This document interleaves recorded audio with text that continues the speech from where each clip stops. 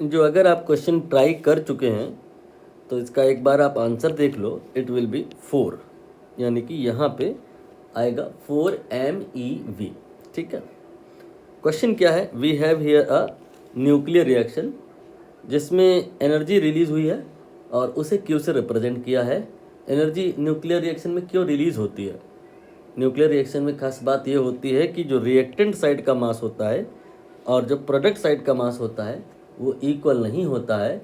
तो मास में यहाँ पे कुछ जो कम ज़्यादा हो रहा होता है उसको ही मास डिफेक्ट कहते हैं, और वही मास डिफेक्ट की वजह से यहाँ पे एनर्जी रिलीज होती है। मास जब कम होता है तो फिर उस मास के बदले एनर्जी रिलीज होती है। तो अब हमें यहाँ देखना होगा कि वाकई में मास कम हुआ है या नहीं, और अगर हुआ है तो कितना।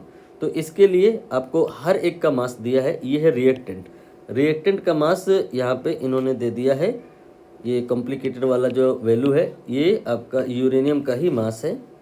रिएक्टेंट का मास आप इसे मान सकते हो।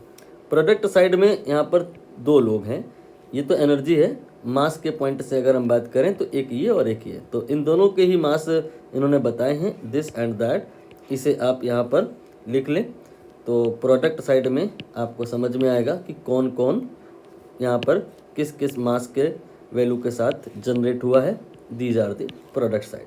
नाउ हमें करना क्या होगा, हमें प्रोडक्ट साइड में ये जो दो लोग हैं TH और HE इनको जोड़ना होगा, तो हमें पता चल जाएगा कि टोटल मास कितना है।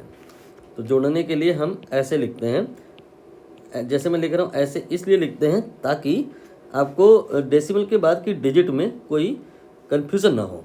04360, तो डेसिमल के बाद आपको क्लियर हुआ कि 5 डिजिट हैं इधर, और जो दूसरा है ये है 4.2 बार 0 फिर 260। देखिए आपकी डिजिट प्रॉपरली अलाइन है। तो अब आप आराम से जोड़ पाओगे। ये 000 हो गया, ये 6 12 हो गया, 3 और 2 5 और एक 6 हो गया, फिर ये 4 हो गया, फिर ये 0 हो गया, और फिर ये 238 हो गया। तो आपका जो फाइनल मास आया है प्रोडक्ट साइड में, अब उसे हम लिखेंगे जोड़ने के बाद वो इतना आया है। अब आप देख लो क्या ये दोनों जो मास हैं इक्वल हैं, ये और जो दूसरा है प्रोडक्ट, क्या ये दोनों इक्वल हैं? आप डेसिमल के बाद देखिए, ये है 0.5 और ये है 0.5, यहीं से क्लियर हो गया कि भाई मास इक्वल नहीं है। इनफैक्ट जो प्रोडक्ट साइड है वहाँ पे मास कम हो गया है। तो अब हमें देखना पड़ेगा कितना कम हो गया है। तो इसके लिए हम जो रिएक्टेंट साइड का मास है 238.05060 में से घटा लेंगे, किसका? प्रोडक्ट साइड का मास 238.0, फिर इसके बाद 4, फिर 6, फिर 20। ये फिगर्स देखने में केवल मुश्किल लगती हैं लेकिन सॉल्व करने में इतनी ज़्यादा मुश्किल होती नहीं। 0 में से 0 घटाएंगे, 6 में से 2 घटाएंगे, फिर 0 में से 6 नहीं घटेगा तो 10 में 6 घटाएंगे, और यहाँ पर फिर बाकी सब अब 0 हो जाएगा। ठीक है, ये आपका आ गया है मास डिफेक्ट का वैल्यू डेल्टा एम। और डेल्टा एम जब हमें पता चल जाता है तो हम एनर्जी निकालते हैं। वो कैसे निकालते हैं? इसके लिए फॉर्मूला होता है delta M into C²। Delta M का वैल्यू है 0.0044, आगे 0 रहने दो, मत लिखो। ये आपने जो निकाला है ये है AMU में।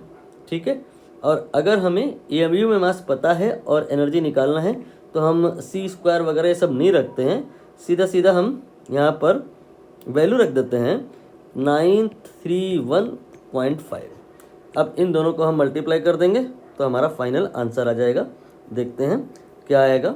ये हो गया 0.10, शायद मैंने एक्स्ट्रा कर दिया है यहाँ पे, है ना, 0.04, इसके बाद फिर से 4, फिर इसके बाद में 931.5।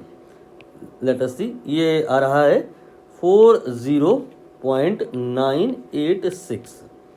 राइट, यहाँ पे इन्होंने पूछा है कि एनर्जी कितनी रिलीज होगी, तो ये आपका जो फाइनली आएगा, अच्छा मैंने एक 0 एक्स्ट्रा नहीं किया था, वो सही था, तो ये 4.0986 आ जाएगा, जिसे आप लगभग में 4 कह सकते हो। तो यहाँ पे आंसर आ जाएगा 4।